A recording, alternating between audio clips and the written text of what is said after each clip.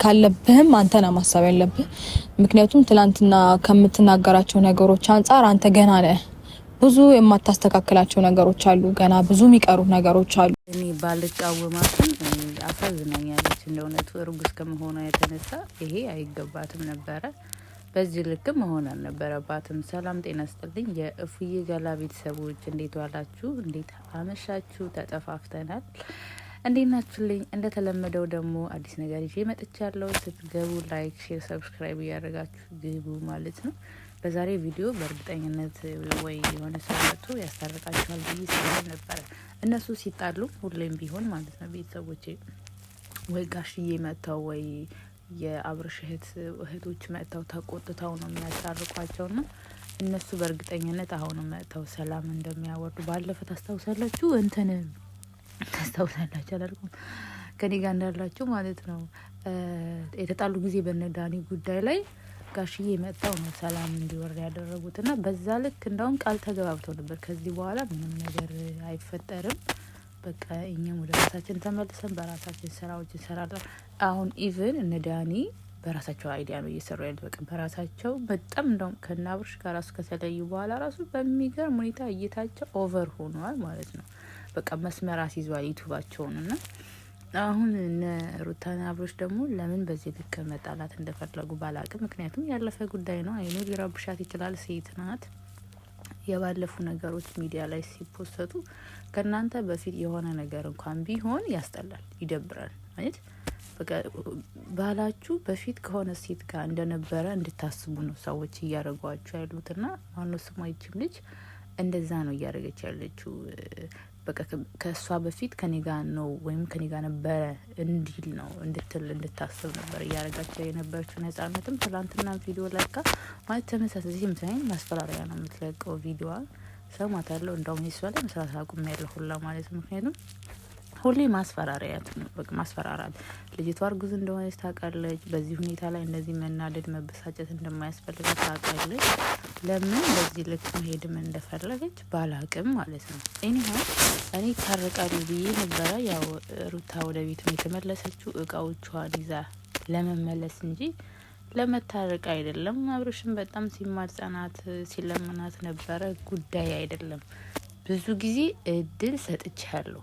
እድሉ ላይ መጠቀም ያልፈለግከው አንተ እንጂ እኔ አይደለሁም። እኔ አንድም ቀን ከሌላ ወንድ ጋር ሆኜ አላቅም አይነት ነው። ሁሌ ችግር የሚመጣብኝ በአንተ ምክንያት ነው። ሁሌ ችግሮች የሚደርሱብኝ አንተ ይዛቸው የምትመጣቸው ችግሮች ናቸው። አንተ ትላንትና ነው ከትላንት ወዲያ በለቀቀች ቪዲዮ አልሰራውበትም። እንደው ምንድን ነው ያለችው? የሴቶቹ ችግር አይደለም ነው ያለችው። ችግሩ ከራሴ ቤት ነው። እሱ ፊት ባይሰጣቸው እሱ ከነሱ ጋር ባይውል በዚህ ልክ እነሱ እኔንም አይናገሩኝም፣ በዚህ ልክም አይደፍሩኝም። ማንንም የማንንም ቤት የመረበሽም መብት የለውም ብላ አስረግጣ ነው የነገረቻቸው። እውነቷ ነው። ወንድ ልጅ ለሴት ልጅ በሰጠው ልክ ነው ሴት የምትቀርበው አይደል? ቤተሰብ ሴት ልጅ የወንድ ልጅን ፊት ካላየች አትቀርብም። ስለዚህ አብርሽ አንዳንዴ የሚያጠፋቸው ነገሮች አሉ። አለሩታ ፍቃድ ሄዶ ነጻነት አግኝቷል። ይሄ ስህተት በቃ ምን አትታመምም፣ ምን አትሆንም። በቃ ሩታን ማስፈቀድ ነበረበት። ሁለተኛ ደግሞ ሩታን ሳያስፈቅድ ይዟት መቶ ከሩታ ጋር ለማገናኘትና እንዲታረቁ አይነት ነገር መጀመሪያ ሳያወሩበት ከካሜራ ጀርባ ይሄ ማድረጉ ስህተት ነው። ምክንያቱም ግጭት የሚፈጥር ነገር ነው። በእሷን ቦታ ብንሆን እኛም የምናደርገው ነገር ነው። አሁን አንዳንድ ዩቱበሮች ሩታ ላይ በጣም እየፈረዳችሁ ነው።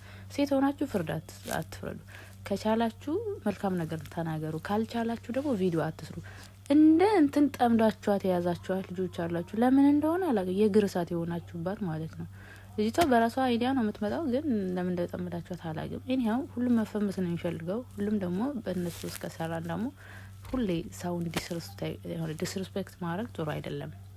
ምክንያቱም ንቀትም ነው። በእነሱ እየሰራን ገንዘብ እያገኘን ልንንቃቸው ደግሞ አይገባም።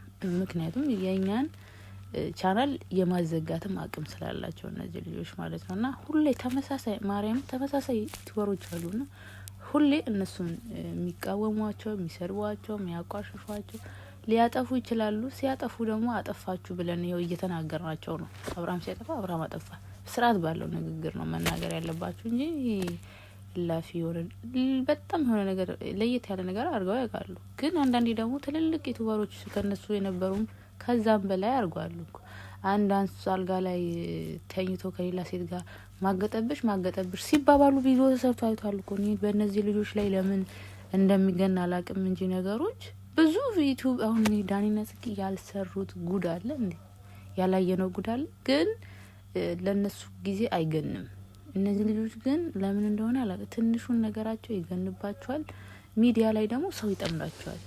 ሚዲያ ላይ እየለመኑና በጂም ባሰር ነገር ብር እየሰሩ ለምን አብርሃም እንደዚህ ያደርጋችሁ በቃ